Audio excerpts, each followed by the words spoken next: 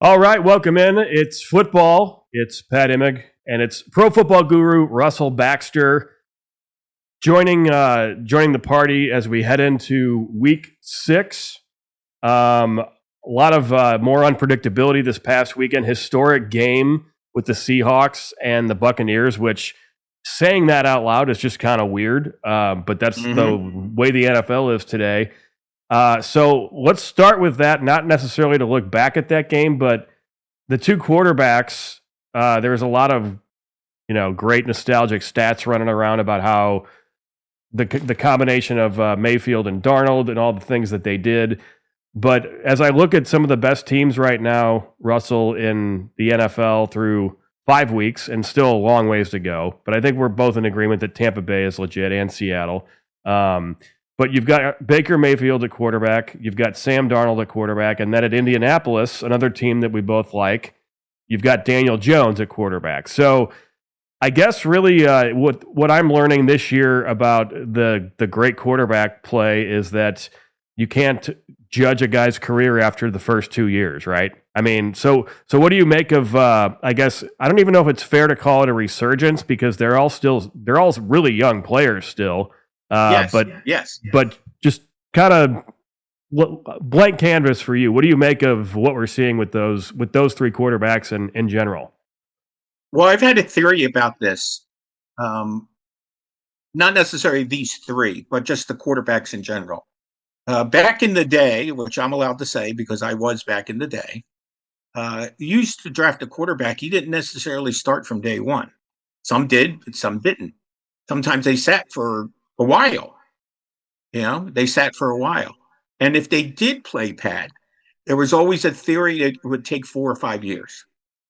And then this guy, Dan Marino, came around and he ruined it for everyone. Okay. He had a respectable rookie year because he didn't wind up starting till like week 5 or week 6.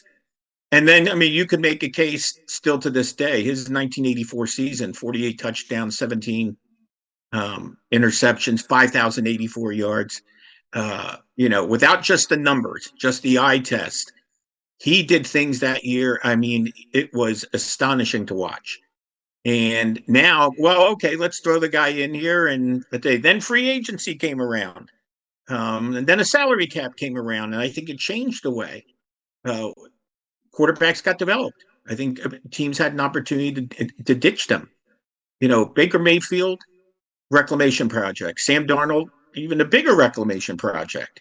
Daniel Jones, the same way. Geno Smith was out of sight, out of mind for the most part after bouncing around the league. And then he wound up going to back-to-back Pro Bowls with the Seahawks. Now he's really struggling right now with the Raiders. I'm curious to see what they do. But maybe it still takes longer to develop a quarterback than people want to admit. Yeah, and I think Aaron Rodgers actually did sit for 3 or 4 years. 3 years. He sat 3 years. So which at the time that was kind of crazy too. Right. And then that's the Packers philosophy because then they had Jordan Love sit for a couple of years. So they always got their guy well in advance. Remember, they traded for Brett Favre. They didn't draft Brett Favre. He was drafted by the Falcons. And apparently, I guess Jerry Glanville had no use for him. Good move, Jerry. I'm going to interrupt you. I do miss the really colorful coaches of that era. I was watching old Jim Mora's famous, for the playoffs thing, but like those of us that really know Jim Mora, his post-practice press conferences are just the thing. They're just gold. Between him, Glanville, I was always a huge fan of Parcells too. Just his, mic'd up sound bites. So that's just a little divergent path. Oh, that's okay. We'll get back on the track, but I do miss the colorful coaches. Art Shell also just completely authentic and off the cuff, and they don't care. They're just here to coach. You go Mike Ditka for sure. Was that way? My favorite Mike Ditka press conference. I think he was in the middle of a rant and said, "Are you okay, Mike?" And he said, "What do you care?" You can't get better than that. Right. What did they care? I had a soft spot I have a soft spot in my heart for Parcells. I've gotten to know him over the years, worked with him a couple of times at ESPN, still stay in touch and so on. Great. I could listen to him talk football all the time. Yeah, he was entertaining. I could definitely see that. So a couple of the names we mentioned in our intro with the quarterbacks came from, well, at least Geno Smith did, played with the New York Jets. A lot of quarterbacks go to the New York Jets. Sam Darnold, of course, New York Jet. So rather than focus on what's wrong on the field with the Jets, I think, is it fair to say that their problems are more front office based? Because I was just looking at some stuff yesterday, and they got rid of Robert Saleh last year when the defense was still playing pretty good. I didn't understand that firing, and then you go off in the offseason and you hire another defensive coach. It just seems like it seems like that's dysfunction, and then that's where, you know, these good quarterbacks, these rookies, these young guys who get thrown into the fire. Not only are they thrown into the fire, they're done so in an organization that's completely dysfunctional. So is that front office, is that the most dysfunctional in the league, you think? I think it goes higher up than that, Pat. I think there's a reason the Jets have the longest active playoff drought. I'm sorry, longest playoff drought. The last time they played in the playoff game, Mark Sanchez was the starting quarterback. I was waiting for that, yeah. For Rex Ryan's team, they played the AFC Championship game at Pittsburgh and lost. Gave up a lot of points early, rallied, couldn't get it done. And I talked about that 2 years ago, because the irony was, if the Jets would have beaten the Steelers in the playoffs in the AFC Championship game and went to the Super Bowl, guess who they would have played? Aaron Rodgers and the Packers. So they waited a while, and they ended up getting Aaron Rodgers 13 years later. So, and by the way, Aaron Rodgers looks like Aaron Rodgers was there for 2 years, barely played the first year. Played it the last 10 games last year with the Jets. He was pretty respectable. He's in a different environment. So it's kind of fascinating. But when your organization is that inept, I mean, they haven't won the AFC East since 2002. That was the first year of realignment. Wow. Again, they've won a playoff game since 2010. I was actually talking about this with back and forth texting with Chris Berman a couple when the Jets played the Buccaneers this year. Pat, who's the head coach of the Buccaneers? Todd Bowles. When was the last time the Jets had a winning season? 2015 under Todd Bowles. They didn't make the playoffs. They lost out in the tiebreaker. So listen, the Jets are all over the league. They're just not with the Jets. Right. Great harvesters of talent, but they just sell the crops, right? Yes. So yeah. So the Jets on Sunday morning, I believe, they're going to be, I guess, hosting the Broncos. Not really hosting, but they're gonna. That's another London game, I believe. So Denver, we talked about a lot last week. What did you think of Bo Nix in that victory? I felt like he still missed some throws, and he's still a work in progress. But I feel like, again, the system that he's in, the coaches that he has, that I think that team, I think whoever wins the AFC West this year is going to be like 10-7 or 11-6, because I think them and Kansas City and San Diego are just going to beat up on each other. Well, yeah, and I think the word "beat up" is exactly the word you're looking for there too. The one thing about a Sean Payton team, there's a certain lack of, I don't mean this in a bad way, there's a certain arrogance to them. There is a confidence at the same time. And they hung in there, and they hung in there, and they hung in there. Now, I will say this, because running the football is a big thing for me. And to me, it's as much about carries as it is about yards. You go back, and that's something I've been tracking for 2 decades. Look at games, and this includes kneel downs too, Pat. So I'm not trying to fool anybody. Teams that run the ball win a lot of games. Teams who finish a game with more running plays than the other team win a lot more games. And when you're the Philadelphia Eagles and you're sitting at home with a 14-point lead and you run the ball, I had to look this up because someone said it, and I thought they were being sarcastic. They ran one running play in the fourth quarter last week. Insanity. One. I ran from here to the kitchen and equaled that total. What did you get?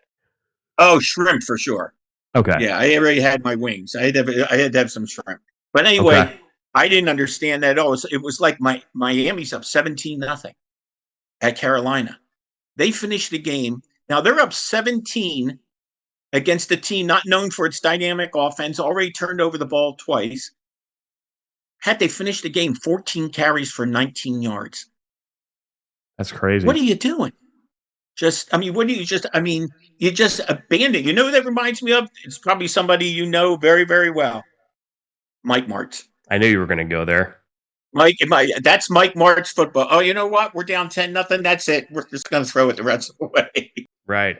We have Marshall Faulk and a young Steven Jackson. Let's just keep slinging it with Mark Bulger. So what do you attribute the running, Philadelphia's running, like we've documented, they're built for the trenches.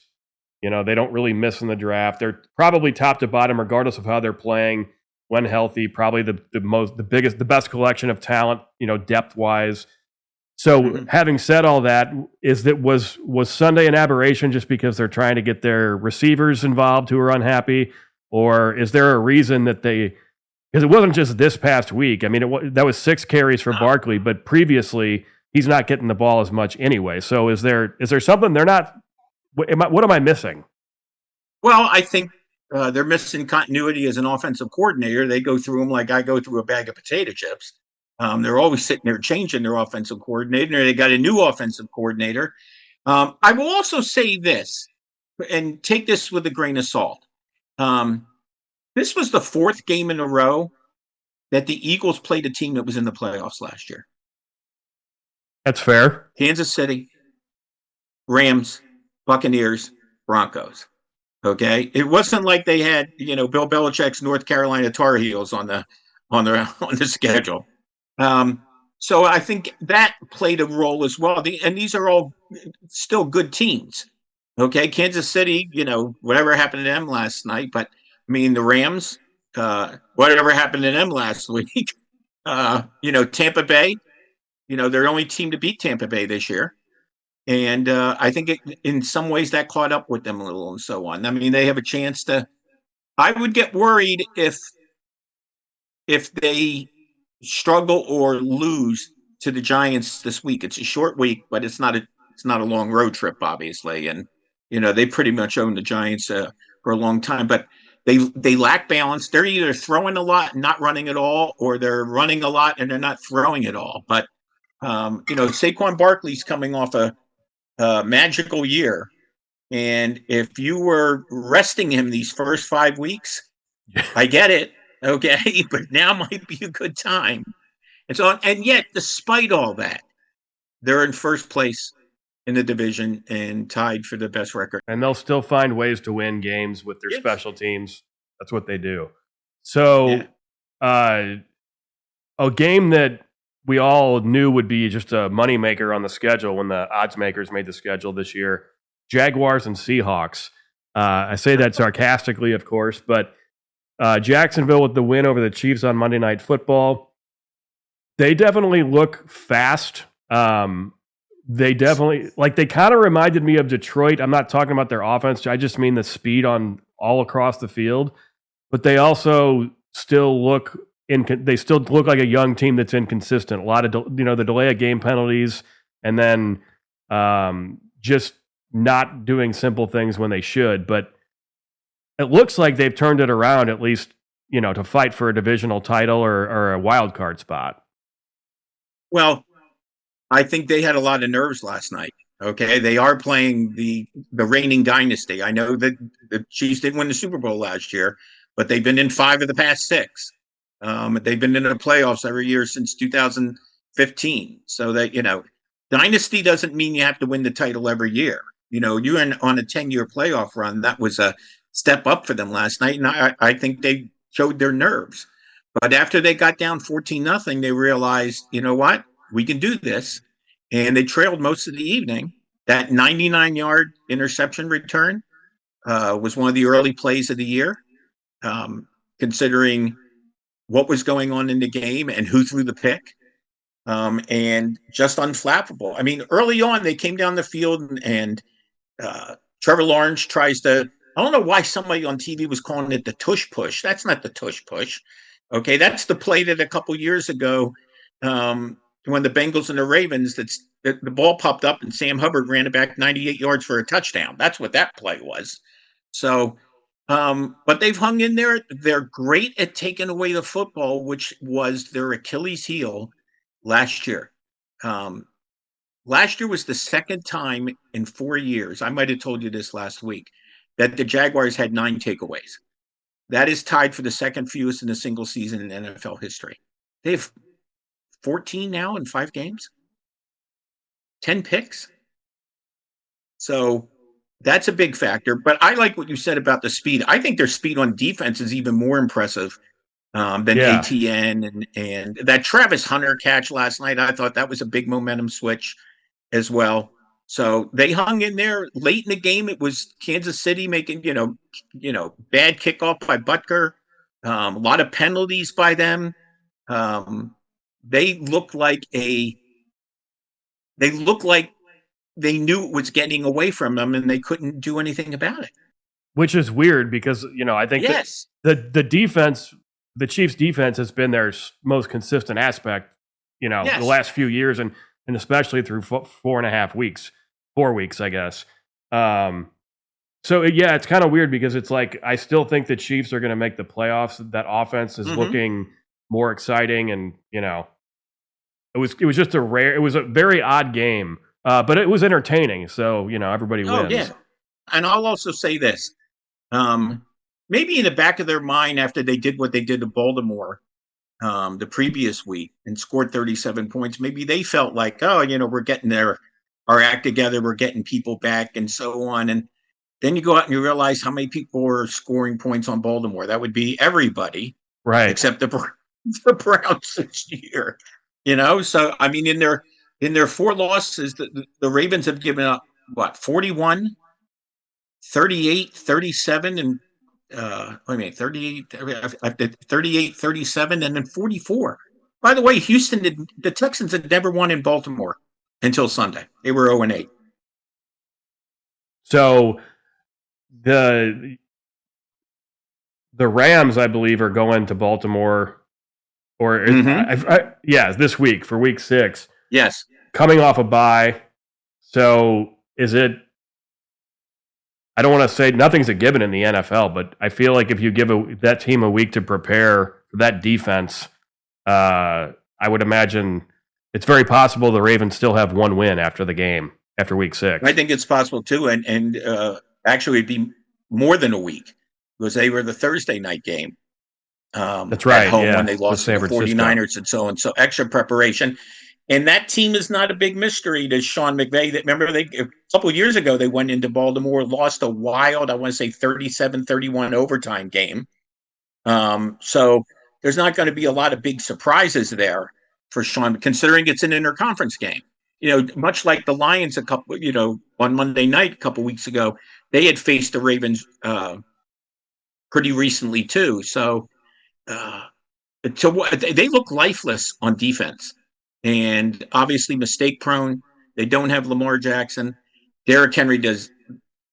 After week 1, he looks nothing like Derrick Henry from last year. And and I know they're missing people up front on the defensive line, but to watch them give up the rushing yards that they're giving up. Now, last year they were good against the run. They were horrific against the pass. Now they're just horrific against the run and the pass. So we were talking also about the Chiefs Sunday night. That there's a very good chance that after week 6 that they'll be 2-4. They could very well be 3-3, of course, too, because they host the Lions. So if the Chiefs go to 2-4, does that concern you at all, or do you still think that they're ready to go to the playoffs? It would only concern me if the Chargers and the Broncos keep winning. That would be the concern. Now, so who are the Chargers then? Yeah, exactly. Well, listen, Jim Harbaugh has proven he can beat any team in the AFC West. Now he has to prove he can beat any team outside the AFC West. So that changed real dramatically. Denver had a couple of screwy losses, but a loss is a loss. Yeah. But to me, that's a confidence builder, what they did, being down 2 touchdowns and scoring the last 18 points of the game against Philadelphia. And they were all over Jalen Hurts. They were all over him. They really, their defense, which, when they played the Colts, and maybe the Colts are a lot better than anybody thought they would. They played the Colts. They did not look like one of the best defensive units in the league. And the Colts offensive line and Jonathan Taylor will do that to you. Don't get me wrong. But they've kind of settled it. It's just these first 5. It used to be the first 2 games were like extra preseason games. Now I think it goes deeper than that.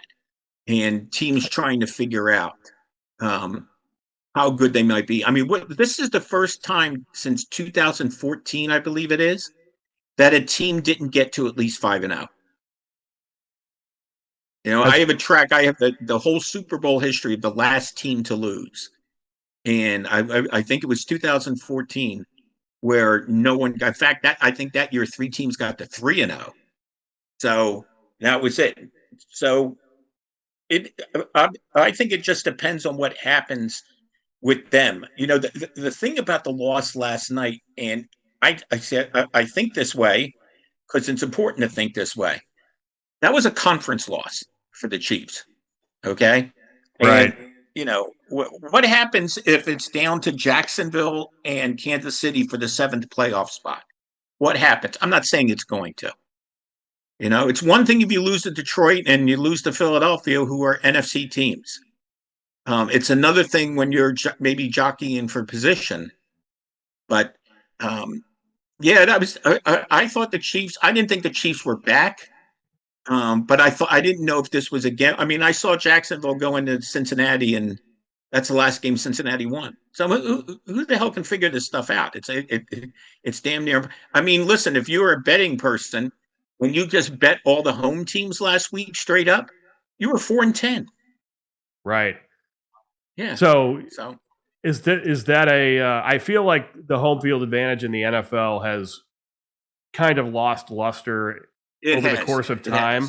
Is that? Mm-hmm. Do you have stats to? Or I don't have it in front of me, but I've been tracking those since the merger and so on. And the last couple of years, there was the COVID year. I think it was either below 500 for home teams or broke even.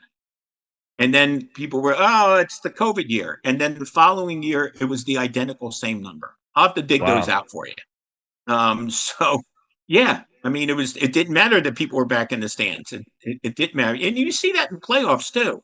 Playoffs aren't, used to be, you put up some pretty gaudy numbers as far as home teams in the playoffs. They've been so up and down. I'll say up and down, not consistently bad or consistently good. So, but listen, these young guys who play this game now play in a lot of them play in bigger stadiums than they play in the NFL. So I don't think they get really daunted. Yeah. And, free agency free agency, let's be honest, it really changed the aspect of what an NFL rivalry is.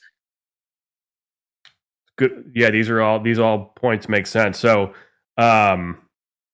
anybody who plays in the Big Ten or SEC in college, it's like getting to the pros at that point. It's like, I've dealt with worse than this. That's a good point. Right. And the game is now, and I'm sorry, and probably now making more money. Right. I don't know though. There's some of them are making more than in college legally this time. I don't know if you saw either, but about an hour or two ago, Joe Flacco, the Browns traded Joe Flacco to the Bengals, a rare divisional trade in season. Does that change anything for the Bengals other than the fact that their receivers might get the ball a little bit more? I mean, I still feel like that team is just beat. Like they haven't taken care of their line play in 5 years. So I don't see that really changing other than just maybe a little excitement here and there. Well, I think you'll see more downfield passing because we know Joe Flacco has an arm. Right. But he's an equal opportunity quarterback. He spreads the ball around to the offense and the defense. as we well know. And I guess, and who knows, maybe in 2 years, Joe will play for the Steelers. That way he can complete the four bagger The AFC North. within the AFC North. Yeah. So, but they're at Green Bay this week. So, good luck with that. And then Green Bay obviously going to be well rested. And Green Bay, it's funny. Green Bay hasn't won a game since week 2. Now I know they were off last week, but remember they lost to the Browns and then they tied the Cowboys. So a lot of people were very excited about the way the Packers started out. They thumped Detroit, and their defense and rose up in their first 2 games of the season. They look like they turned the corner that way, and then they give up 40 points at Dallas.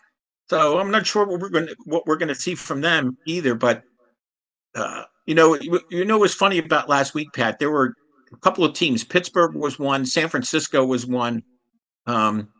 San Francisco won, and everybody else in the division lost.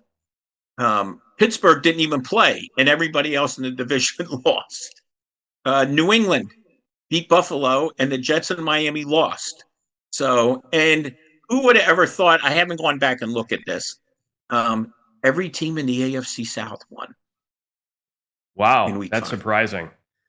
It helped in part by the Arizona miscue, which Arizona and Indianapolis play this week. So what's the over-under on dropped potential touchdowns before the end zone? Is it because I believe it was the Colts that also did it the week before? Yes, it was. This was they should put them both those players at the 50 and see if they can get into the end zone.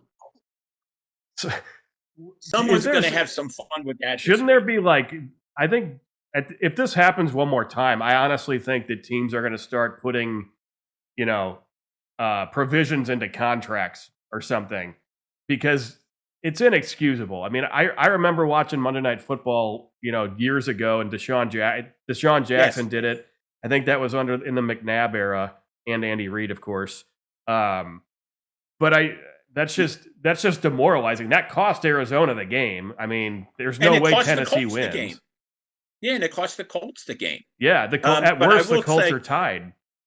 Yeah, and yeah, that's true. And that poor kid then got called for a holding penalty on the Jonathan Taylor touchdown run that negated that. So, as Eugene Levy said in the movie Splash, what a week I'm having.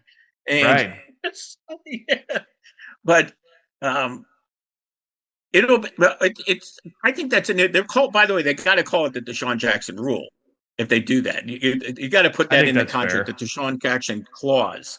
So, and we've also seen, goofy. Yeah, I remember Duriel Harris for the Dolphins spiked the ball in the end zone on a Monday night and blew out his knee.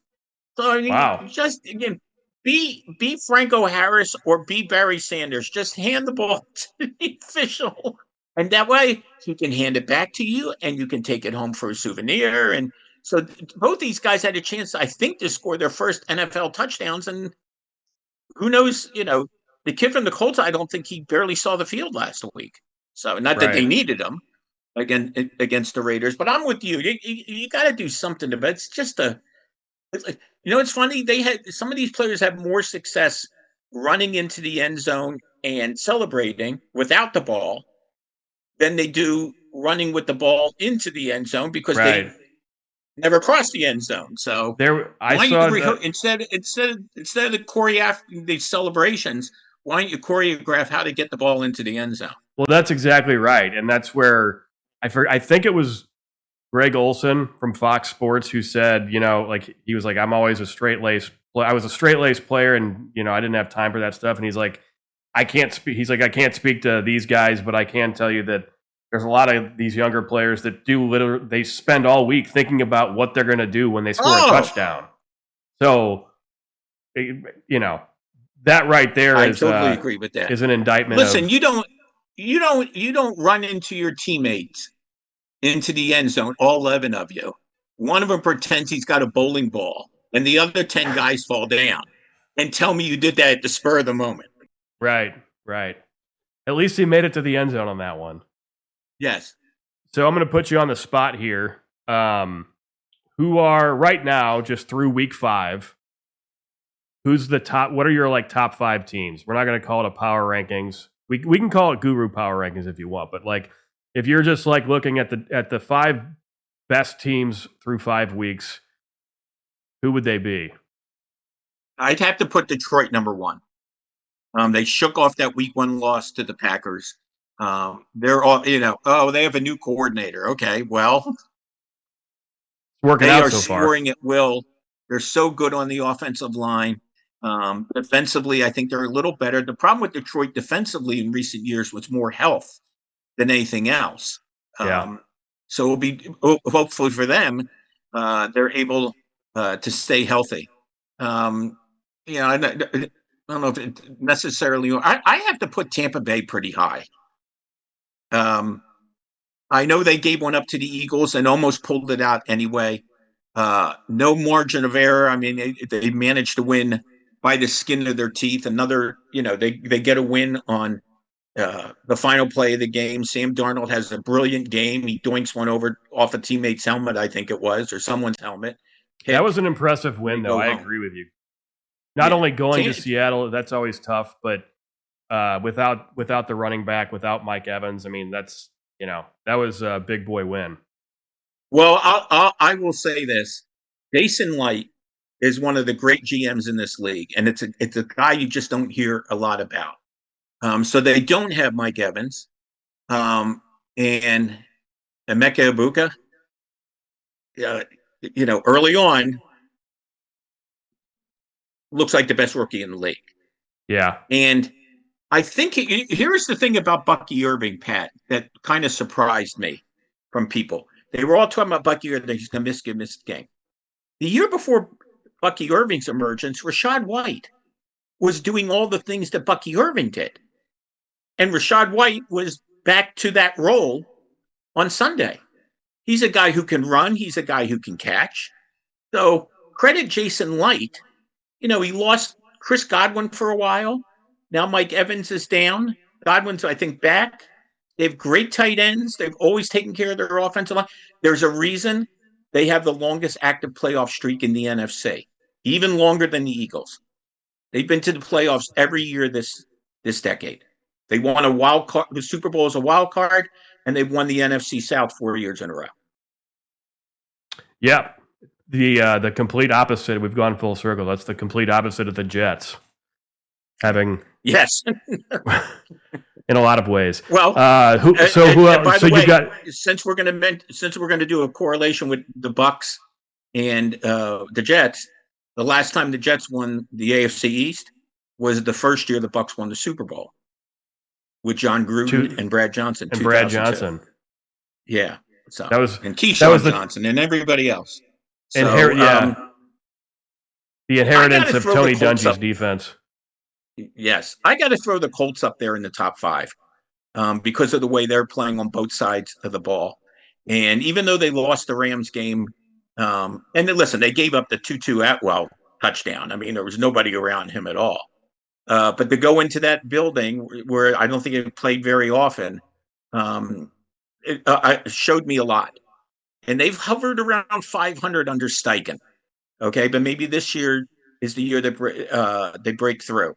I don't think, just going off the top of my head, they haven't gotten to Jacksonville or Houston yet.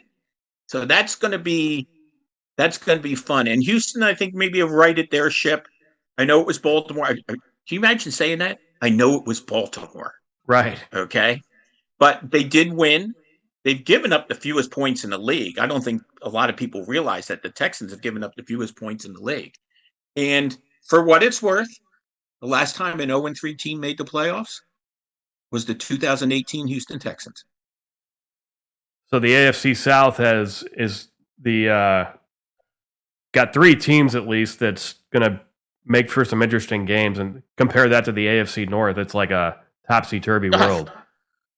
Well, the AFC North traditionally puts in 2, sometimes 3 teams. Right. And right now, I mean, the Browns and the Bengals and the Ravens all did Pittsburgh a favor last week. And, Baltimore loses by 34, double-digit losses. I thought Cleveland played a very, very good game against Minnesota. And at least in my eyes, Dylan Gabriel making his first start. He gets the ball out very quick, and he doesn't look like a guy who gets very rattled. And again, one game, but Right. I was kind of impressed with his comfort level in making his first NFL start. So you have the Browns at number 4 on your power rankings. No, I still think you got to put Philly in there, even though they've kind of you can't really figure out what they are. And I want to give San Francisco credit because they've been a mash unit, and I guess their only loss to the Jaguars doesn't look so bad after all. Plus, they've beaten every team in the division at least once already. That's nuts. Buffalo, you could debate them in Buffalo, but Buffalo's defense really worries me. And it worried me even before the New England game. I don't know if you realized when they played the Saints, who had not won a game until last week, the Saints ran for 189 yards on the Bills' defense in Buffalo. And you've been preaching that since week 1. That was some of the stuff we talked about. I remember, and you said, "Yeah." I asked you what's something that people maybe might be surprised about with the Bills, and you just said it's still true now. So yeah, if they can't fix that, then you don't want to say it's a wasted season how for you Josh fix Allen. I mean, I don't know. Does somebody have Aaron? Like Mean Joe Green's phone number and call him and I'm not going to say Aaron Donald. Go get your sacks. But right. you need a big. Now listen, they don't have Milano, they don't have Ed Oliver, and that's they need them back desperately and so on. But remember, they spent their first 5 draft choices on defense in April, and that was the focus of their offseason. How can we have a defense that can beat Patrick Mahomes in the playoffs, because they've lost 4 playoff games to Mahomes and the Chiefs. Wonderful. So. Let's close out with there's a Monday night doubleheader for week 6. Bears coming off of a bye. I think they've looked incrementally better. I think that Caleb Williams looks like he has hope with Ben Johnson there. I think the Commanders also, though, they just seem like a really rock solid team top to bottom. So we've got that game on Monday, and then the aforementioned Bills and the Falcons, who still trying to figure out Atlanta. I do feel like their defense is better than in previous years, but what should fans look for Monday night's doubleheader? Well, Atlanta went out and got 2 pass rushers in the first round in April. And I remember they pounded J.J. McCarthy in the submission a couple of weeks ago on the Sunday night. They didn't play last week. Last time we saw them, they survived a shootout with Washington, but they're sitting only at 2-2, and they were one of the unlucky teams because while they sat idly by, the Saints and the Panthers and the Buccaneers all won. So it's the polar opposite of some of the other divisions.